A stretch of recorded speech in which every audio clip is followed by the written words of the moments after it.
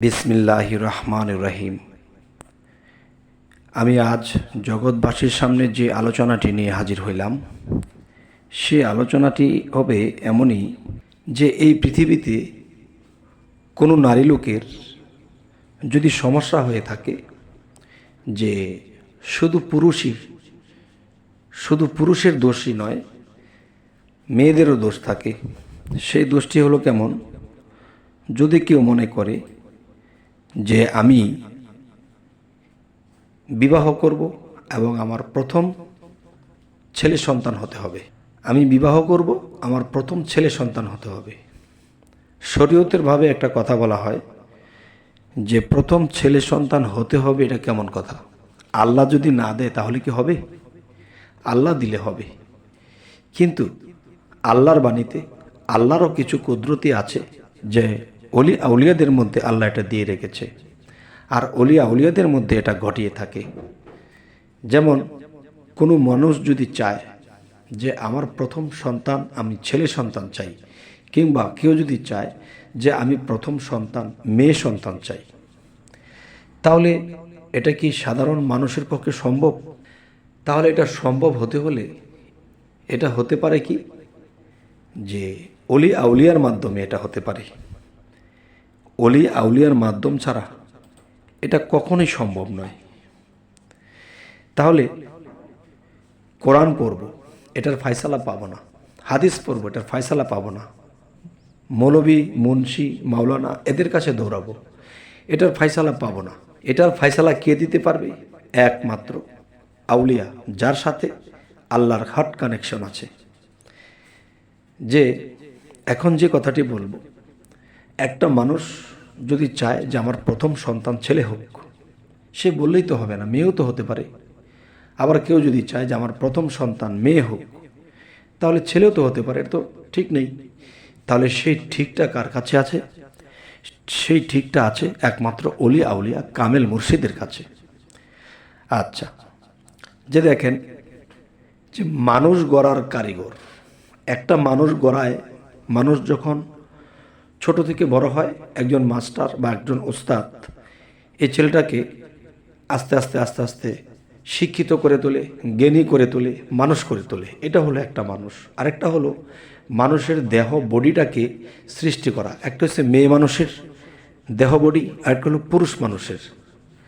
তো এখন আমি যেটা বলবো যে কি করে এটা সম্ভব যে আমি চাইলে প্রথমই ছেলে হবে।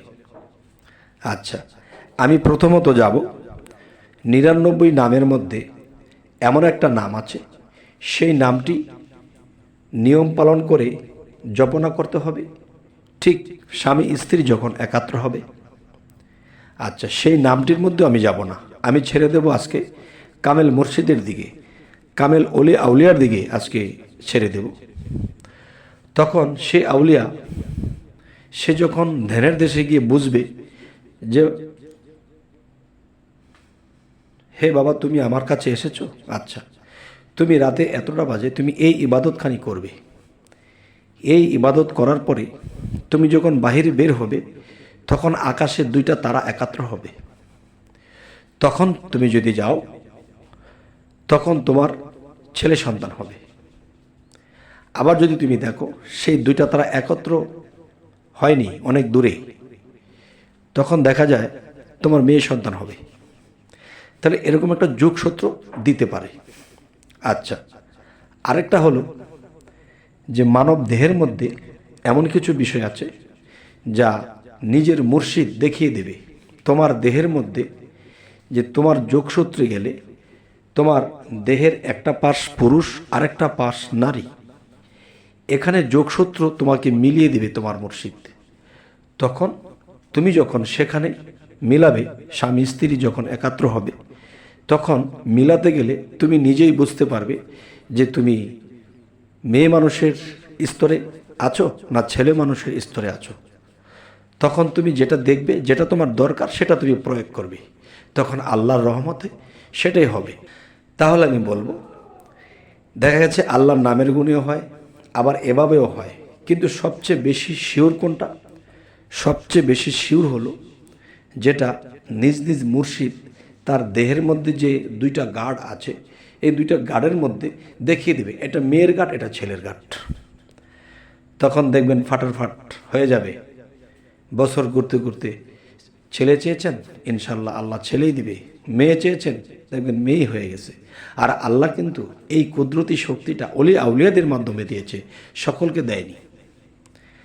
তাই বলবো কি, হাদিস গ্রন্থ এবং কোরআনখানি পড়তে পারি আমরা, কিন্তু ওই জিনিসগুলোও ওখানে ইঙ্গিত দেওয়া আছে, কিন্তু এই ইঙ্গিতগুলো সকলে বোঝা সম্ভব নয়। তাই আমি বলবো কি, যে অবশ্যই আমরা অলিয়াউলিয়াদের সংস্পর্শে যাব, এরপরে আমরা সেই আধ্যাত্মিকভাবে বা রুহানিয়াত জগতের ভাবে আমরা সেই জিনিসগুলো পাব। তবে পরবর্তী ভিডিওতে আপনাদের সাথে এই আলোচনাটাও করে ফেলব যে 99 নামের মধ্যে আরও একটি নাম আছে, এই নামটি কখন ব্যবহার করতে হবে এবং কখন স্বামী স্ত্রী একাত্র হবে, তখন আল্লাহ ছেলে সন্তান দান করবেন।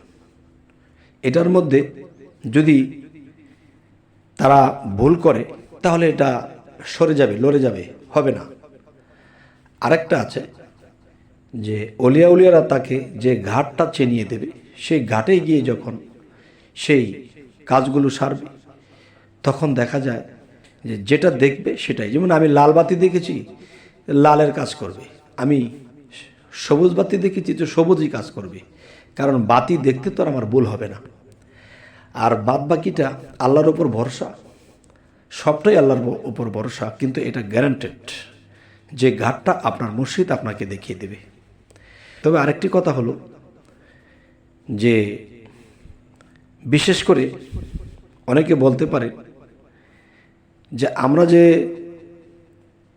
আল্লাহকে ডাকি বিসমিল্লাহির রহমানুর রাহিম এর সাথে আমরা বলি, কাজ করি, খাই, কাজ, কিন্তু আমাদের তো তেমন একটা বরকত হচ্ছে না।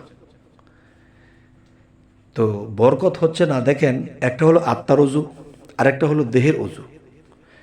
তবে দেহের অজু না করলে কিন্তু হয় না। দেহের অজুটাও আপনারা যখন ঘুমোবেন তখন নিজেকে পবিত্র করে ঘুমাবেন। যখন দেহের অজুটা করে ঘুমাবেন তখন আপনাকে শীতল মনে হবে, নিজেকে পবিত্র মনে হবে। তখন আত্মার খাদ্য জিকির, এই জিকিরটাও রাখবেন। তখন কি হবে, যে আপনি যখন রাত্রে ঘুমাবেন তখন আপনার কাছে শয়তান এসে কোনো স্বপ্ন দেখাতে পারবে না। আর সেই স্বপ্নগুলো আল্লাহর তরফ থেকে আসবে। তখন সেই স্বপ্নের মধ্যে আপনাকে নিদর্শন করা হবে যে আপনি কালকে কি করবেন,